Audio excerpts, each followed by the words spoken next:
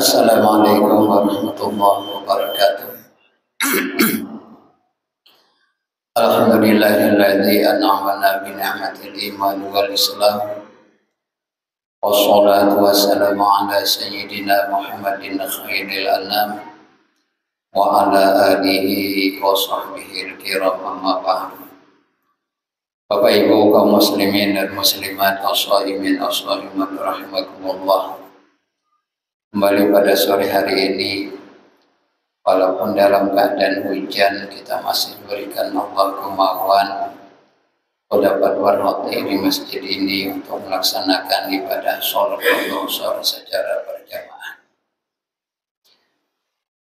Kemudian sholat serta salam telah kita kirimkan kepada junjungan kita Nabi besar Muhammad sallallahu alaihi wasallam dengan ucapan Allahumma sholli ala sayyidina Muhammad wa ala ali sayyidina Muhammad. Bapak Ibu kaum muslimin dan muslimat rahimakumullah, sedikit saya akan menyambung pembicaraan waktu zuhur tadi. Ini kita diperintahkan untuk senantiasa memakan dan mencari sesuatu yang halal. Mana Rasulullah sallallahu alaihi wasallam bersabda, ya'ti 'alan nasi zamanun la yubalil mar'u ma akhadha minhu aminal halal aminal haram.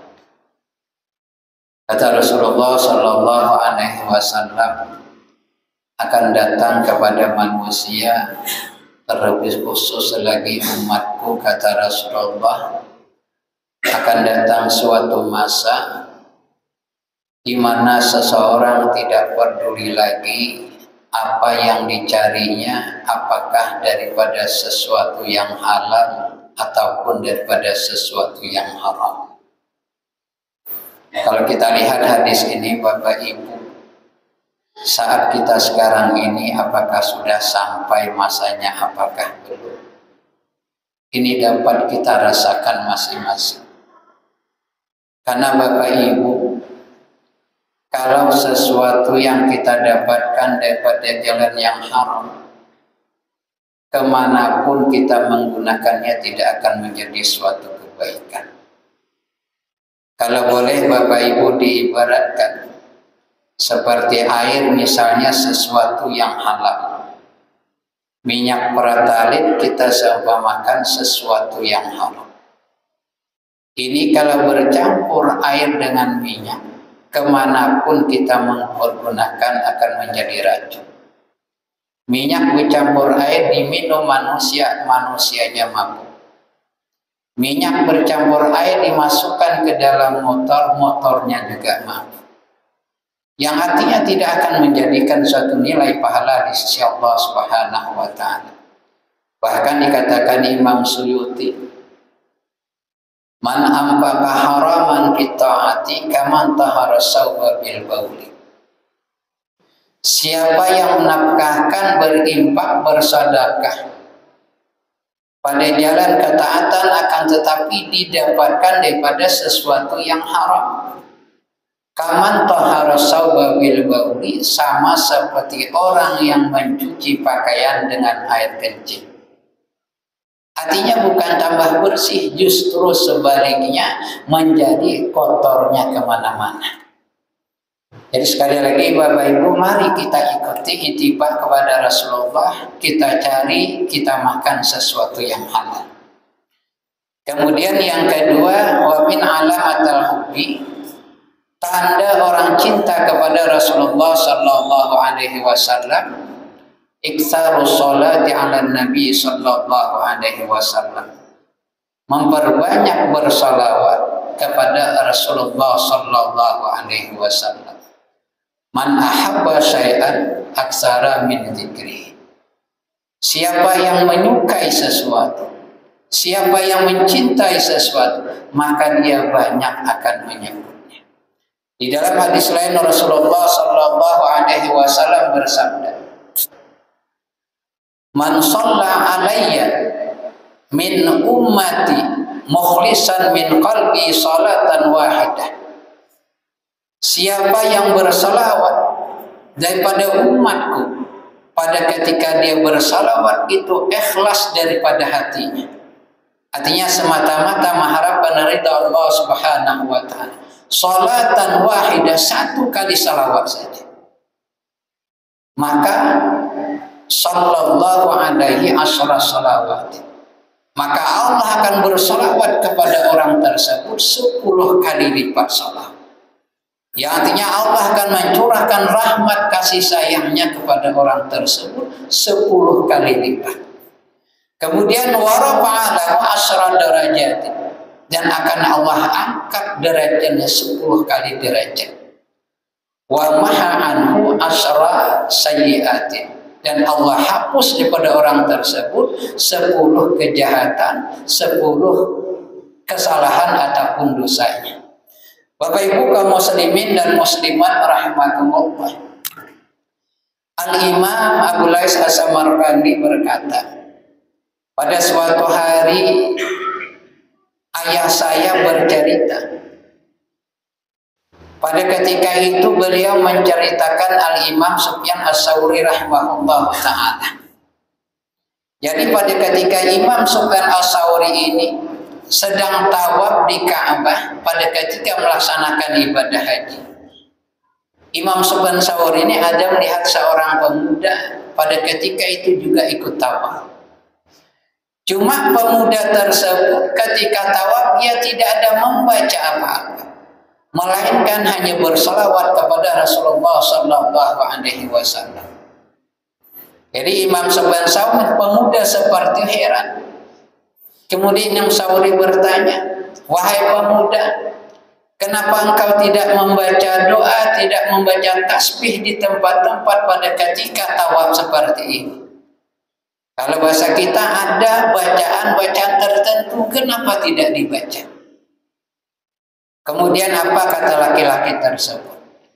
Man anta, siapa kamu? Kata Imam Sufyan Tsauri, saya adalah Sufyan Tsauri. Setelah dikatakan Sufyan Tsauri, barulah pemuda itu tahu Sufyan Tsauri seorang ulama besar pada ketika itu. Kata pemuda itu, andai kata engkau tidak terkenal, andai kata engkau orang-orang biasa saja, maka saya tidak akan mengatakan perihal saya membaca salawat ini. Kemudian pemuda itu menceritakan, Bapak Ibu, pada ketika saya berangkat bersama ayah saya untuk melaksanakan ibadah haji, di tengah jalan orang tua saya jatuh sakit. Ketika sakit saya sudah berusaha untuk mengobatinya, tapi takdir Allah terjadi pada suatu malam ayah saya meninggal di dunia di tengah perjalanan. Cuma yang herannya Bapak Ibu, setelah meninggal dunia, muka orang tua saya itu berubah hitam sehitam-hitamnya. Jadi pada ketika melihat fenomena seperti itu, pemuda tersebut tutupi muka orang tuanya tersebut. Jadi untuk menjelang siang harinya, ini pemuda hanya sendiri, dia menunggu orang tuanya yang meninggal dalam keadaan muka hitam tadi. Jadi pada ketika malam tersebut, pemuda tersebut ngantuk sengantuk-ngantuknya. Pada ketika ngantuk tersebut, ya artinya kalau bahasa kita Bapak Ibu bermimpi. Di dalam mimpi itu pemuda itu melihat datang seseorang yang sangat tampan yang tidak pernah ia lihat selama ini. Dan tidak pernah dia melihat sebersih ini kulit orang tersebut. Dan tidak pernah mencium seharum bau orang tersebut. Kemudian orang tersebut mendekati ayah saya yang terbaring tadi. Kemudian ia buka tutup mukanya. Setelah itu ia usap muka ayah saya dari atas ke bawah. Setelah diusap berubah kembali muka ayah saya sebagaimana biasa menjadi putih kembali. Jadi setelah itu pemuda itu ingin pergi, saya tahan. Ini saya tanya, siapa engkau gerangan wahai pemuda yang telah menolong ayah saya ini? Kata pemuda tersebut, saya adalah Muhammad ibn Abdullah. Ternyata Rasulullah Sallallahu Alaihi Wasallam.